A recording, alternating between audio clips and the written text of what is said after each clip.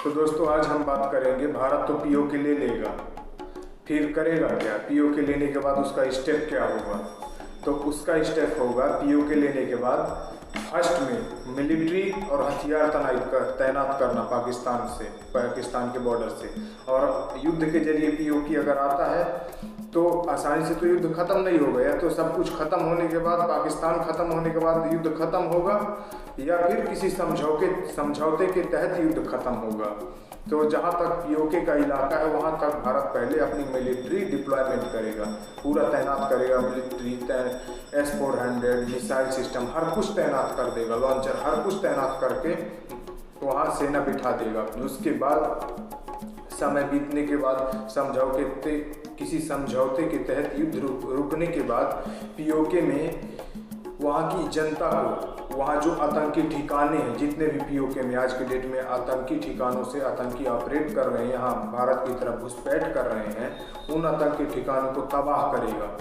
उन आतंकी ठिकानों को ढूंढ करके भारत के सैनिक मार डालेंगे।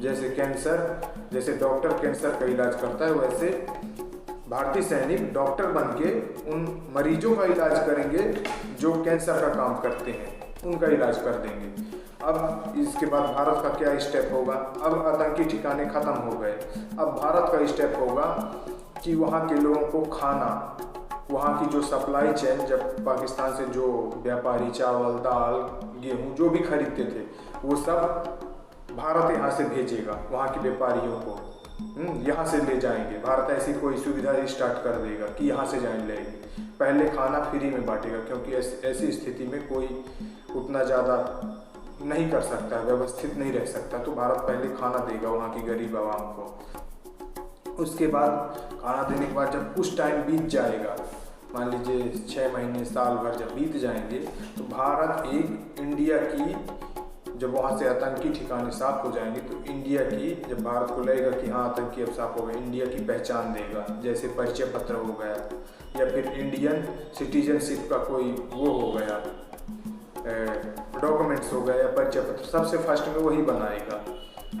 उसको बनाने के बाद वो इंडिया के नागरिक हो जाएंगे। इंडिया के नागरिक अभी भी हैं, लेकिन उनके पास रिकॉर्ड नहीं है, तो वो रिकॉर्ड देगा पहले कि हाँ आप इंडिया के नागरिक हैं।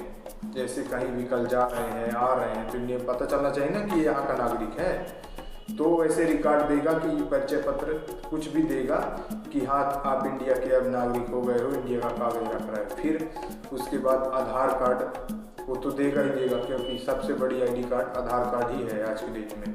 आधार कार्ड देगा, फिर पैन कार्ड, फिर धीरे धीरे उनकी ज़मीन के नक्शे, उनकी हर एक चीज़, फिर वहाँ अनाउंसमेंट करेगी गवर्नमेंट कि हम ये प्रोजेक्ट ला रहे हैं, वो प्रोजेक्ट ला रहे हैं। जो आज हालात पाकिस्तान के हैं, इतना महंगा चावल, महंगा आटा, महंगा टमाटर, महंगे चिकन, 600-700 रुपये की जो चिकन है, तो ये सब गवर्नमेंट क्या करेगी कि पहले यही सब वहाँ देगी, आटा चावल ये सब वहाँ भेजेगी, माने वहाँ कोई प्रोजेक्ट स्टार्ट करेगी ताकि लोगों को रोज़गार मिल सके।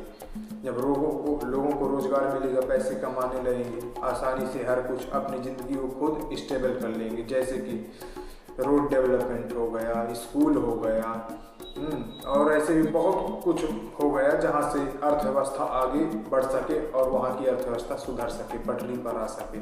फिर कनेक्टिविटी हो गई, अभी जो कनेक्टिविटी नहीं है और ज़्यादा कनेक्टिविटी यहाँ से वहाँ बढ़ाई जाएगी। तुरंत अर्जेंट में ये काम देगा भारत, जो अर्जेंट कर सकते हैं हमारे सैनिक तुरंत हर कुछ कर देते हैं। पुल बनाना हुआ तुरंत रेडी कर देते हैं, तो ये जल्दी से जल्दी करेगा। और अंतर्राष्ट्रीय मंच से जहाँ तक है, चीन का दबाव आएगा। चीन बयानबाजी तो खूब करेगा, युद्ध में सपोर्ट करे या ना करे, या हो सकता है बॉर्डर की तरफ अपने सैनिकों को घुसाने की कोशिश करे कि आप माने युद्ध स्टार्ट ना हो, खाली बातचीत हो। ये हो सकता है भारत का ध्यान भटकाने के लिए, ताकि पाकिस्तान जीत सके। लेकिन पाकिस्तान तो जीत नहीं पाएगा, ये गारंटी है। चाहे वहाँ के नेता ही पाकिस्तान को ले डूबेंगे। एक मैंने शायरी सुनी थी, हम तो डूबे सनम आपको भी ले डूबे। वहाँ के नेता भी वो तो डूबेंगे, पाकिस्तान को भी ले डूबेंगे। वहाँ की पब्लिक ये नहीं समझ रही, देख रही, समझ नहीं रही। फिर भारत क्या करेगा? पीओके में आधार कार्ड दे देगा, पैन कार्ड दे देगा, तो वहाँ की स्थिति स्टेबल हो जाएगी।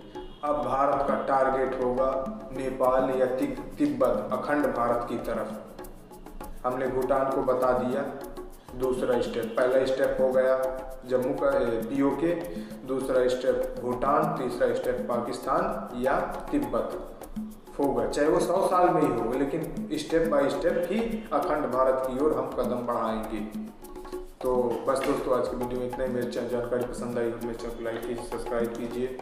और ये खाली आप वीडियो में देख रहे हैं, लेकिन महेश, सुरेश, रमेश जो भी मेरे वीडियो को देख रहा है, मैं खाली 2-4 उदाहरण के लिए नाम ले रहा हूँ, तो ज़रूर बाइक और चाइनीज आइटम मुहिम से जुड़े मेरे चैनल को सब्सक्राइब करके। और सब्सक्राइब करते हुए कसम खाए कि मैं हिंदुस्तानी हूँ दिल से। अगर वो दिल से कसम खा रहा है पूरी तरह हिंदुस्तानी, चाइनीज आइटम नहीं खरीदेगा, वही आदमी जुड़े जो देशभक्त हो, वो आदमी जुड़े इस वीडियो में। जय हिंद।